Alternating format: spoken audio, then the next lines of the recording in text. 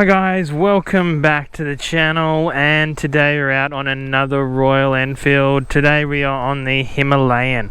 Now we wanted to get out on the Scram 411, but unfortunately that bike wasn't available. Hopefully we'll be able to get on that bike soon, but for today we are on the Himalayan, which has got the exact same engine. It rides fairly similar. So yeah guys, beautiful looking bike, bit of an adventure style. Let's jump on and see what she's like.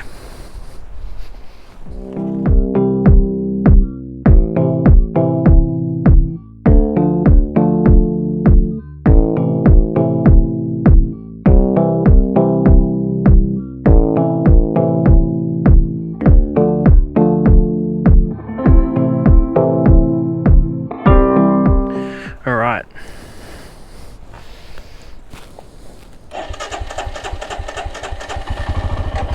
So first things first guys, just got off the Hunter 350. First thing I notice is that it is quite a bit taller. Obviously the Himalayan's got the older style dash here, which I actually quite like. It's also got I believe this is the navigation unit that you can link up to the app and give you turn-by-turn navigation, which is really cool. Love this silver color. We'll do a bit more of a walk around later on. But yeah guys, let's go see what she's like. Alright, so first thing you notice, obviously I'm going to compare this a little bit to the Hunter 350 that we just got off, and obviously this bike is a lot more, I'd say even more comfortable. That bike wasn't an uncomfortable bike, but this one's a lot more relaxed. Pegs are a bit lower, bars are fairly easy, no reach or anything like that. Nice and easy.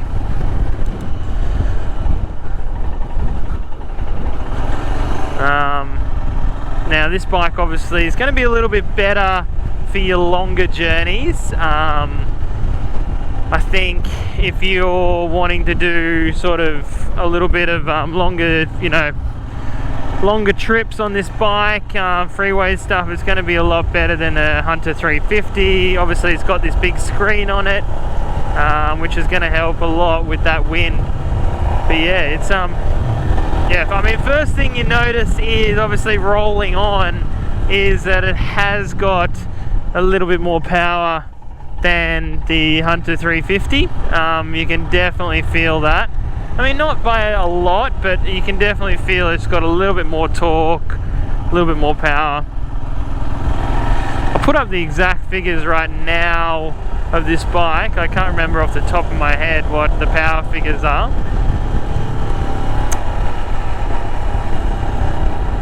Rear brake feels fairly good. Again, rolling on, second gear. Yeah, it takes a little bit to get going, but yeah, pretty good power. Nothing crazy though. I probably want a little bit more, I think, out of something like this. I was saying to the sales guy that, it'd be really awesome if they made like a 750 or something like that. That'd be awesome. But I don't think, with the Indian market, their main primary target, takes up I think 95% of their market. I don't think it makes sense for them to do anything bigger. Hopefully guys it's not too windy. It is a fairly windy day today, so I do apologize if there's a bit of wind coming through. Mirrors are fairly good. I don't think you'd put bar ends on this sort of bike, maybe on the Scram, which I really like. I really like the Scram. But yeah, it rides very similar. Doesn't sound as good as the 350, the Hunter. I think the Hunter exhaust sounds a little bit better, but you could easily fix that. Put an exhaust on this. Yeah, bad. Handles well. I believe the Himalayan has a bigger front tyre than the Scram as well. So I think the Scram will feel a little bit more nimble. This one's not too bad though. Full throttle. Yeah.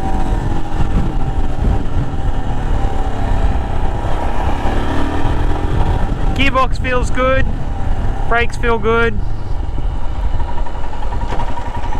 Good little bike. I'm impressed with the build quality of these Royal Enfields. I was going to say in my last video, they kind of remind me, I mean, not quite, but almost Triumph quality. The switchgear feels really good. The dash looks fairly good quality. You know, the welds, just everything looks fairly well put together, which is nice. I think I like the dash on the Hunter a little bit better. I don't know.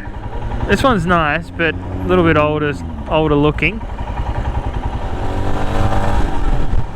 Gearbox feels good. Nothing too jerky. But yeah, the main difference is obviously a little bit more power, a bit more upright riding position, more wind protection, better for longer rides. I mean, that's basically the difference there. I mean, if you want to do longer riding, if your commute is longer on the freeway, stuff like that, I would go for either the Scram or the Himalayan. But you can't go wrong with either bikes, really. Bars don't feel too wide.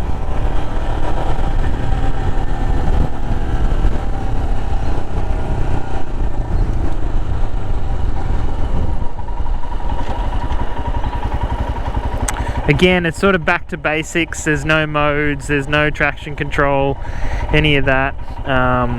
So yeah, it's good little bike though. Really impressed so far. Well done to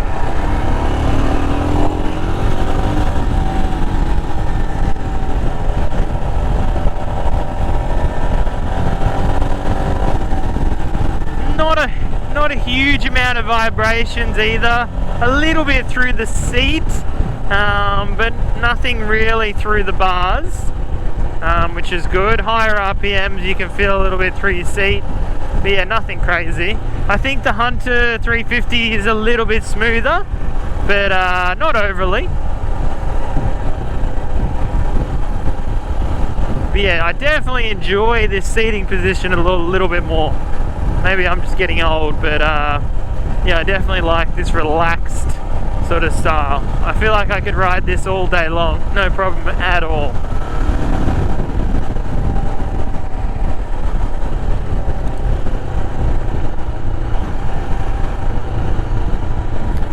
Gonna stop at our normal little spot up here.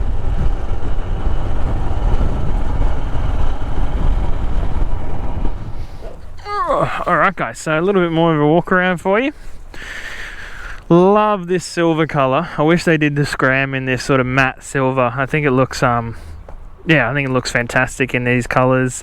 Now I do believe you can actually get like a big bore kit for this as well, and some like cams and an exhaust, and yeah, lift some of the probably the power up as well. But yeah, I think this bike looks fairly good as it is.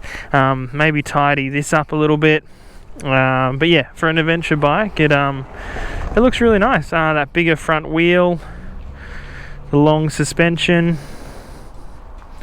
So yeah guys, let's jump back on and continue with our review. Alright, so back on it. Give you a little sound check here.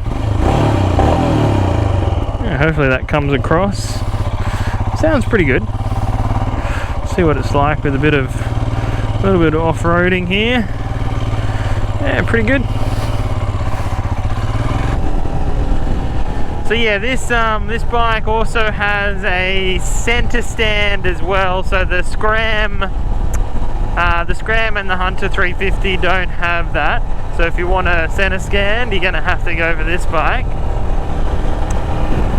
But yeah, a little bit rougher, I think, than the Hunter, but not overly. I'm really enjoying this bike. Really nice.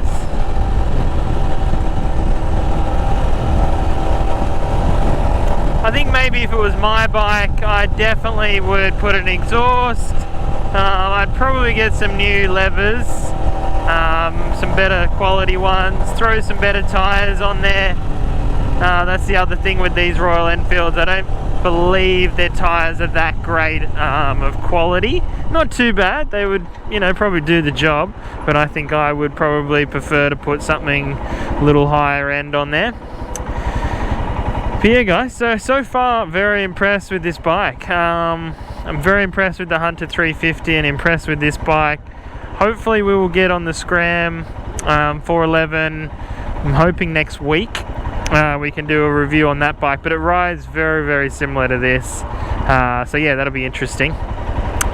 So yeah guys, tell me what you think in the comments as well about this bike and the Royal Enfield line. If you'd like me to ride something else, please let me know. It's always helpful. We're planning to do a heap of reviews this year. We're teamed up with Bike Biz as well in Granville, so we're going to be doing a lot of reviews with those guys, so stay tuned for that. But yeah guys,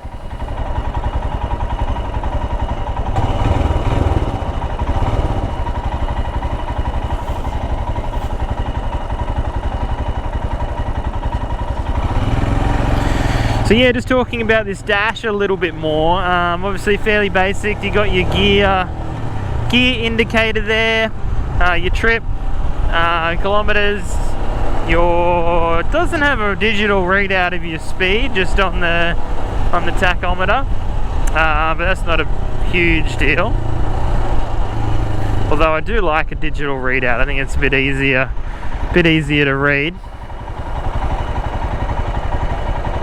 Yeah, obviously you could get some nice sort of bags as well for this bike, to, you know, tank bags and obviously tail bags. You know, put some luggage on the side probably, make it a real good sort of adventure sort of small bike. Again, if you're a learner or an advanced rider, but especially if you're a learner, if this is here in Australia, we have a learners program where you can't go over a certain capacity of bike. And this bike fits in that learner's capacity. So yeah, I think it's a fantastic bike for a learner, especially because it's just very comfortable, very easy to maneuver. You know, you're going to be able to ride this for days. Obviously visibility is great as well. All good things for a learner. So yeah, sorry again guys, there is a bit of traffic around this area and we don't have that many sort of mountain roads that I could throw this through. I know I get a lot of comments saying, oh, you know, come on, ride this through the mountains and all the rest of it. You know, I would love to, but unfortunately where I take these bikes out, it's fairly, you know, just city and industrial sort of area, so I do apologize for that. Hopefully we can get out eventually. I'm actually looking for a bike myself, and the Scram and the Hunter are up there with my top contenders. So tell me what you guys think as well. I'd love to know what you think about the two bikes and if there's any other bikes I should consider. But yeah guys, I hope you're enjoying these videos. I know I'm enjoying giving these videos to you, so give us a like and a subscribe. Send us a comment, that always helps out as well. So yeah, I will see you for the next video guys, and catch you later. Bye.